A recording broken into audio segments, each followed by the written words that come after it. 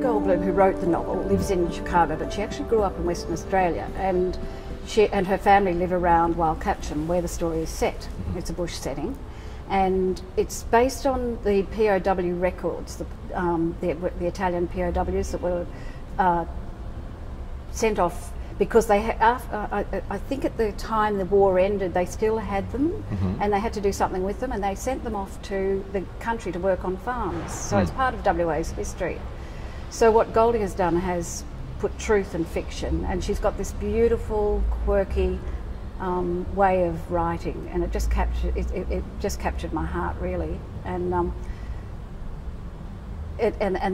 she writes character very, very well. She writes the place very well. But it was originally the two characters are Gin Toad and Toadie, and Toadie had met Gin in the madhouse in Claremont here, in Greylands actually, and she was a woman who came from Claremont, which here is the wealthy kind of belt, and he was you know, just a scrubby old tiny little farmer. But for whatever reason they met him. He saw her in the madhouse playing, and she was a pianist from who'd had a breakdown basically, and so she marries him, and they go off to the bush, and they live in this terrible kind of terrain. And when the POWs come, these two Italian POWs come, there's love going all ways, and it's quite beautiful. You know, there's and she's pregnant, and you know, but it's very sad as well. You know, it's kind of brutal in a lot of ways. But I don't know that the play. In fact, I'm not sure what the play reflects yet until I see it. I think when I see it tonight, I'll have more of an understanding about what I've written. And this is, so you had a first draft and you've come back, so this is a kind of a second.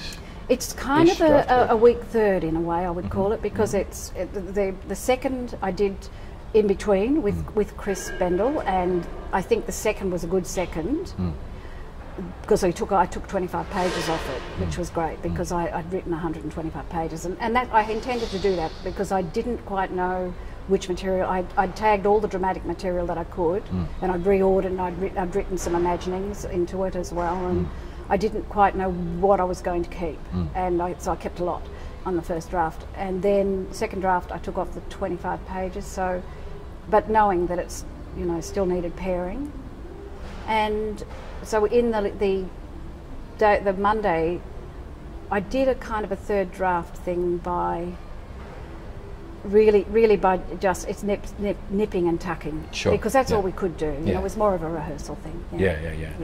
And so, is this the first time that you've heard it out loud, or yes, I am. So I'm nervous, but I'm excited. And is it pleasing you in the rehearsal room? Like, have you gone, that's what I thought, or is it surprising you, or look? Do you know what? I was so concentrating on listening to lines so that I could strike them. I was doing that functional thing, so I wasn't listening for and the lead role. Well, there's 4 lead roles really, but Gin Toad carries the play really, and Toadie akin as well. But it's a really layered character. Because she comes from this wealthy place, and now it's 10 years later, and she's embittered by the landscape, and Toadie himself is just a quirky dude, and you know, it's just she has to contend with that, and she's bright and he's not, and it's all of that, and so she's quite layered, and Ali, the actor, was wrestling with that the other day, and so it was, and I can see why. You know, one day, you know, it's something she would discover over a long time, and Toadie as well. Toadie will have to, you know, they have to. I guess, as with all plays, the characters have to discover. You know, the actors have to find the characters, and I don't know what we'll get on stage tonight. You know, they'll do their very best. Well, it's the conference, and they are beautiful actors. They're all really good actors. So, and so in terms of the experience with Playwriting Australia and the kind of process of that, do you find it? Is it a valuable experience, do you think, for writers? This is the first time that I've been involved, mostly because I was teaching full time, and so I never really got to go to one. I went to one in Tasmania, I think. Yeah, no, I know I was there. I was there, and so I haven't had the experience because I could never ever not, you know, take the time off. And so when I was enabled to be part of this one, I was like over the moon, and I'm still over the moon. It's been.